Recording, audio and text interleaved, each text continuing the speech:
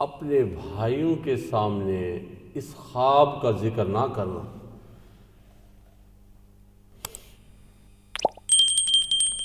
وہ تیرے ساتھ کوئی چال چلیں گے، بے شک شیطان آدمی کا کھلا دشمن ہے۔ یہ یوسف علیہ السلام کا خواب تھا جو انہوں نے اپنے والد صاحب یعقوب علیہ السلام کو بتایا۔ تو اس خواب کے بارے میں آپ فرماتے ہیں کہ اپنے بھائیوں کے سامنے اس خواب کا ذکر نہ کرنا۔ پھر آگے چلتے ہیں،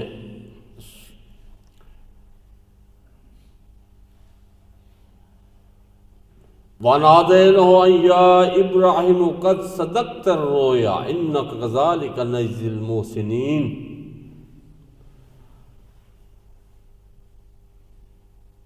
قد صدقت الرؤیا، سچا کر دیا۔ کس کو؟ خواب کو۔ اے ابراہیم، جو خواب تمہیں دکھایا گیا تھا تو نے سچا کر دیا۔ جب اسماعیل علیہ السلام کو خواب میں دکھایا گیا تھا کہ اپنے بیٹے کو ذبح کرو، تو جب آپ نے چھری رکھ دی، چلا دی، اور پھر آگے جو ہے نا جبرائیل علیہ السلام کو حکم ہوا کہ اسماعیل کے گلے پہ چھری نہیں چلنی چاہیے، تو اللہ عز و جل اس آیت مبارکہ میں اس خواب کا ذکر کریں کہ اے ابراہیم، جو تمہیں خواب دکھایا تھا تو نے اس کو سچا کر دیا۔ اب یہ جو ایک سورہ یوسف کی آیت پڑھی آپ کے سامنے، اور دوسری یہ سورہ صافات کے شاید، تو اس میں کیا ایک خواب کا حوالہ ہے۔ اکثر لوگ پوچھتے ہیں، اور کچھ ایسے لوگ ہیں جو کہتے ہیں کہ خوابوں کی کوئی حیثیت نہیں ہوتی، کوئی حقیقت نہیں ہے، بس خواب انسانی اوہام ہیں، وہمات ہیں جو دن میں آدمی کو خیال ہوتے ہیں، وہ رات کو ریفلیکشن ہوتی ہے نیند کی حالت میں اور خواب کی صورت میں۔ تو نہیں، ایسی کوئی بات نہیں۔ اگر ایسی بات ہوتی تو انبیاء کرام کو یہ خواب نہ آتے، اور خواب کی حالت میں وحی بھی ہوتی ہے۔ انبیاء کرام کے خواب جو ہوتے ہیں وہ سچے ہوتے ہیں، صالحین کے خواب بھی سچے ہوتے ہیں۔ تو خواب ایک حقیقت ہے، بس یہ ہے کہ خواب کے لیے جو حکم ہے،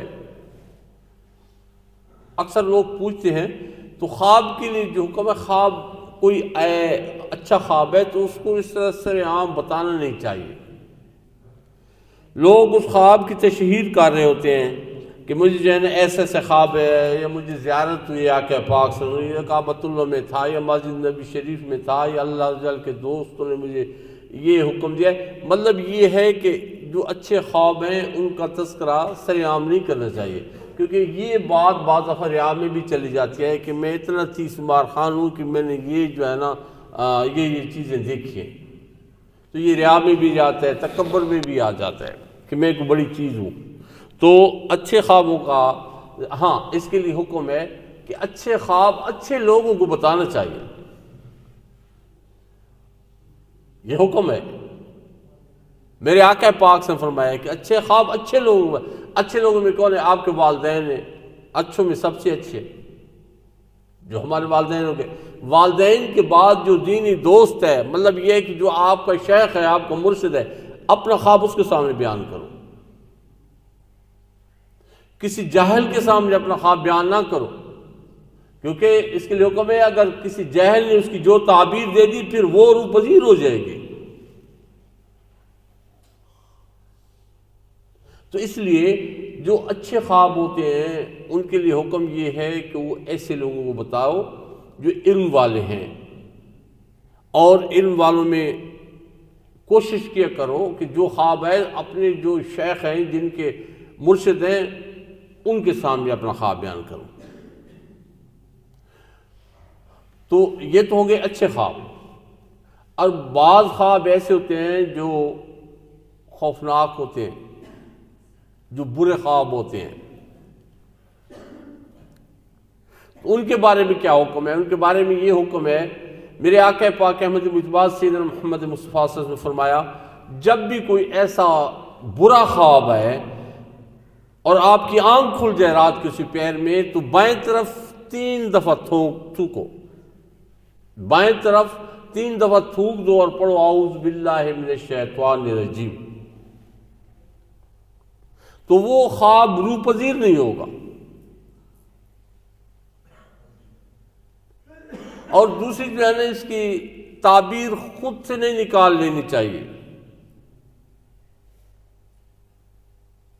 بعض بندے اس کی تعبیر خود نکال لیتے ہیں کہ اس کی یہ تعبیر بنے گی، اور پھر بعض دفعہ سخت ہوتا ہے، خواب اچھا نہیں ہوتا، اور پھر وہ روح پذیر بھی ہو جاتا ہے اس میں۔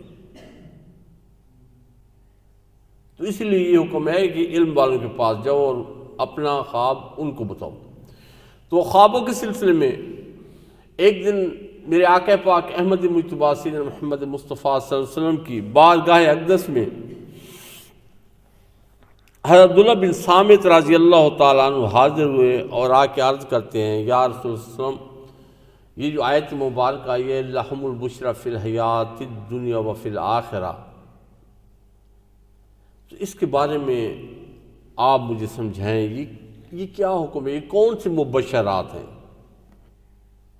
یہ کون سی بشارتیں ہیں؟ تو میرے آقا پاک احمد مجتبیٰ سیدنا محمد مصطفیٰ صلی اللہ علیہ وسلم فرمایا، سچے خواب۔ نبوت مجھ پہ آ کے ختم ہو گئی، لیکن مبشرات بعد میں رہ جائیں گے سچے خوابوں کی صورت میں۔ اے عبداللہ بن صامت، تجھ سے پہلے یہ کسی نے مجھ سے اس آیت کے بارے میں نہیں پوچھا، تو واحد میرا پہلا صحابی ہے جس نے یہ سوال کیا اس آیت کے مبارکہ کے مطابق۔ تو مبشرات یہ قیامت تک رہ جائیں گے، جو سچے خواب ہیں یہ قیامت تک رہ جائیں گے۔ باقی جو ہے نا خوابوں کے بارے میں کبھی بھی یہ نہیں کہنا چاہیے یہ کوئی خیالات ہیں، یہ وہم ہے، نہیں، ایسی کوئی بات بھی نہیں ہے۔ خواب حقیقت ہوتی ہے، اور اس میں جو ہے نا بعض دفعہ آقا پاک احمد مجتبیٰ سیدنا محمد مصطفیٰ صلی اللہ علیہ وسلم کی زیارت بھی ہو جاتی ہے، اور میرے آقا پاک صلی اللہ علیہ وسلم کی حدیث مبارکہ ہے، جس نے خواب میں مجھے دیکھا اس نے مجھے ہی دیکھا، کیونکہ شیطان کو یہ نہیں وصف ملا، شیطان کو میری صورت اختیار کرنے کی طاقت نہیں ہے کہ وہ میری صورت میں آ جائے۔ تو جس نے خواب میں مجھے دیکھا اس نے خواب میں مجھے ہی دیکھا ہے۔ اور پھر سچے جو ہے نا، یہ خوابوں کی سلسلے بعض دفعہ ایسے کوئی صحابہ کرام رضی اللہ تعالیٰ عنہ میں، تو بعض صحابہ کرام شہید ہونے کے بعد یا وفات کے بعد انہوں نے وصیتیں جاری کی ہیں۔ اگر خواب جھوٹے ہوتے تو صحابہ کرام رضی اللہ تعالیٰ عنہ جنگ یمامہ میں حضرت صامت رضی اللہ تعالیٰ عنہ شہید ہو گئے، حذیفہ بن یمان رضی اللہ تعالیٰ عنہ کے غلام اور آپ دونوں اکٹھے تھے۔ جب اس بدبخت کا پلڑا بھاری ہوا جنگ یمامہ میں، تو انہوں نے گڑھے کھول لیے دونوں صحابیوں نے، حضرت صامت رضی اللہ تعالیٰ عنہ اور حذیفہ بن یمان رضی اللہ تعالیٰ عنہ کے غلام تھے انہوں نے، اور آپس میں کہا کہ رسول اللہ صلی اللہ علیہ وسلم کے زمانے مبارک میں تو ہم نے ایسی کبھی جنگیں نہیں لڑی جس طرح یہ ہو رہا ہے، اور گڑھے کھود کے پھر لڑتے ہوئے دونوں شہید ہو گئے ادھر۔ تو حضرت صامت رضی اللہ تعالیٰ عنہ کے جسم مبارک پہ ایک بہت قیمتی زرہ تھی، زرہ پہن لیتے تھے نا تاکہ وار نہ ہو تلوار کا شدت سے۔ آپ شہید ہو گئے تو ایک مسلمان نے جاتی ہوئی وہ زرہ اتار لی، مسلمانوں کو فتح ہو گئی تھی الحمدللہ اس میں، تو ایک مسلمان نے اتار لی۔ اب حضرت صامت رضی اللہ تعالیٰ عنہ، جو لوگ کہتے ہیں نا کہ خواب کی کوئی حیثیت نہیں ہے، اب یہ اللہ عز و جل کے حبیب صلی اللہ علیہ وسلم کے ایک صحابی ہیں